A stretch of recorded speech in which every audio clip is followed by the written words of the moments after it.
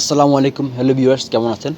আজকে আমি আপনাদের জন্য একটি ভিডিও নিয়ে হাজির হলাম, যেটি হচ্ছে 2024 সালে যারা ট্যাক্স রিটার্ন দাখিল করবেন তাদের জন্য ভিডিওটি খুবই গুরুত্বপূর্ণ।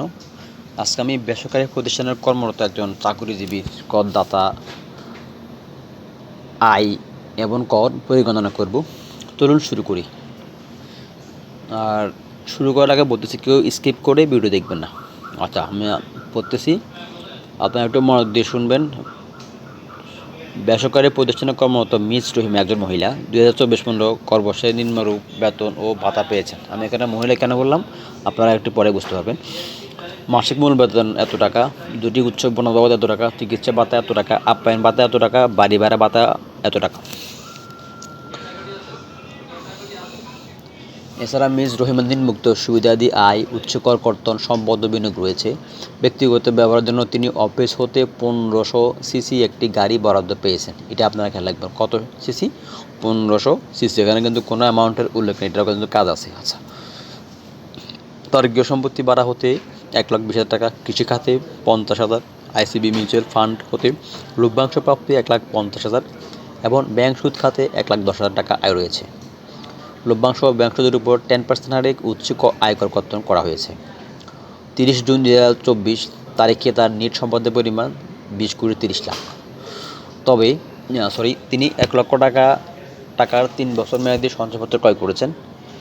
জীবন বীমা প্রিমিয়াম বাবদ 60,000 টাকা দিয়েছেন। মিস রহিমার মোট আয় নিম্নরূপভাবে নিরূপিত করতে হবে। ঠিক আছে, চলি আমরা। চাকরি হতে আয়, তার মূল বেতন এটা, উৎসব বোনাস, চিকিৎসা ভাতা, আপ্যায়ন ভাতা, বাড়ি ভাড়া, মোটর গাড়ি। এখানে আপনাদের প্রশ্ন হতে পারে যে মোটর গাড়ি বাবদ তো প্রশ্নে লেখা আছে 1500 সিসি, তাহলে এখানে 10,000 গুণ 12 কেন দিল? আচ্ছা, তাহলে আমরা এবার একটু সরি আয়কর আইন 2023 চলে যাব। ঠিক আছে, চলে আসলাম। এটা হচ্ছে আয়কর আইনের অংশ 5, আয় পরিগণনা। আয়কর আইন 2023-এর অংশ 5, প্রথম অধ্যায় মোট আয় গণনা, দ্বিতীয় অধ্যায় চাকরি হতে আয়, দ্বিতীয় অধ্যায় হচ্ছে চাকরি হতে আয়। এখানে কিছু নির্দেশনা আছে, আমরা দেখব। এই যে আবাসন সুবিধা, মোটর গাড়ির প্রতি সুবিধা। আচ্ছা, 1500 সিসি পর্যন্ত, অর্থাৎ 01 থেকে 2500 সিসি পর্যন্ত গাড়ির ক্ষেত্রে মাসিক 10,000 টাকা হিসেবে তার আবাসিক সুবিধা, গাড়ির সুবিধা হিসেবে কাউন্ট করা হবে। আবার পরে 2500 সিসি পর্যন্ত গাড়ির ক্ষেত্রে মাসিক 10,000 টাকা হিসেবে তার কাউন্ট করতে হবে। বুঝলেন? তাহলে চলে এসে আমরা আমাদের অঙ্কের জায়গায় চলে আসলাম। এই যে 2500 সিসি পর্যন্ত মাসিক 10,000 টাকা হারে, তাহলে এখানে সে পাইছে মাত্র 1500 সিসি। তাহলে যদি মাসে 10,000, 12 মাসে 1,20,000। আচ্ছা, চাকরি হতে তার মোট আয়, মোট আয়, ঠিক আছে, এগুলো সবগুলো যোগ করলে 6,98,440 টাকা হয়। আচ্ছা, বাদ চাকরি হতে আয় এর 1/3 বা 4,50,000 টাকা, যেটি কম। তাহলে আমরা এটা কোথায় পেলাম? এটা কিন্তু চাকরি হতে আয়ের অর্থ আইন 2024 উল্লেখ করা আছে। অর্থ আইন 2024 উল্লেখ করা আছে, একজন বেসরকারি চাকরিজীবীর ক্ষেত্রে তার ট্যাক্স এক্সেম্পটেড ইনকাম হবে তার মোট বেতনের 3/1 অথবা 4,50,000 টাকা, এর দুইটার মধ্যে যেটি কম। তাহলে আমাদের হয় 2,32,813 টাকা। এটা হচ্ছে ট্যাক্স এক্সেম্পটেড, মানে আমাদের মোট স্যালারির 3/1। আচ্ছা, তাহলে চাকরি হতে আমাদের আয় হয় 4,65,627। ঠিক আছে, এই যে এটা। এরপরে বাড়া হতে আয়, যেটা আমরা উপরে দেখছি, কৃষি হতে আয়, আর্থিক পরিসম্পদ হতে আয়, ব্যাংক সুদ হতে আয়, মোট আয় এত টাকা। ঠিক আছে, এখানে 6,98,000 থেকে 2,32,000 বাদ গেছে, তাহলে তাই কত? 4,65,000 টাকা। ঠিক আছে, 4,65,000 সাথে 1,20,000 যোগ করলে কত হয়? 5,85,600। 5,85,000, এরপরে হচ্ছে 60, 6,00,000, 8,00,000, 9,00,000, 5,627 টাকা হয়। ঠিক আছে, তার মোট আয়, সব প্রত্যেকটা খাতের আয় থেকে, চাকরি, ভাড়া, কৃষি, আর্থিক পরিসম্পদ সবগুলো মিলে তার মোট আয় হয় 9,05,627 টাকা।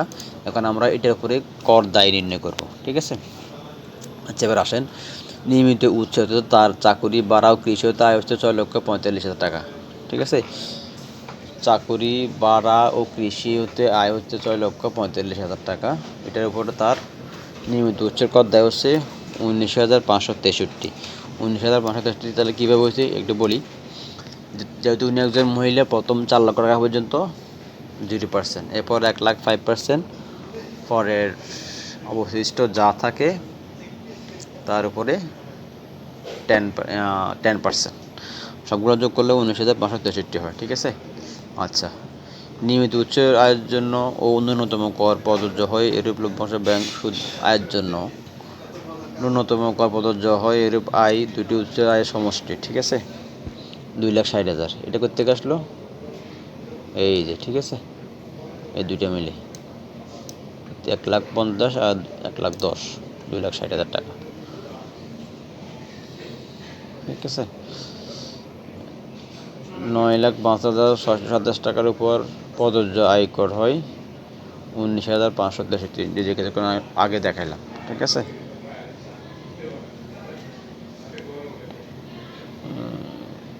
প্রযোজ্য আয়কর, ঠিক আছে। আচ্ছা, এই 19,563 হচ্ছে ইটের উপরে কর, ঠিক আছে। আর 35,844 এটা হচ্ছে 9,05,000 উপরের কর। আচ্ছা, এই ইটা থেকে ইটা বাদ যাবে, নিয়মিত উৎসের প্রযোজ্য কর 19,000 বাদ যাবে। লভ্যাংশ ব্যাংক সুদ আয়ের জন্য নিয়মিত কর দায়িত্ব 26,281, ঠিক আছে, লভ্যাংশ ব্যাংক সুদের জন্য। আচ্ছা, লভ্যাংশ ব্যাংক সুদের উপর 10% হারে উচ্চ কর কর্তন করতে আপনি যেগুলো ব্যাংক থেকে পাবেন লভ্যাংশ সুদ, ব্যাংক সুদ, ওগুলো আপনার ইনকাম থেকেই টিডিএস বলে, ট্যাক্স ডিডাকশন অ্যাট সোর্স, ওখান থেকে এটা কেটে রাখবে। এর নাম হচ্ছে উচ্চ কর কর্তন। 10% হারে হলে হয় আপনার 2,60,000 না, তাহলে আপনার 26,000 টাকা আছে। আপনার কর দায় হচ্ছে 26,281, আপনি অলরেডি 26,000 টাকা ট্যাক্স কাটছে, ঠিক আছে। ধারা 163 অনুযায়ী লভ্যাংশ ব্যাংক সুদের জন্য ন্যূনতম কর হবে 26,281 টাকা, ঠিক আছে।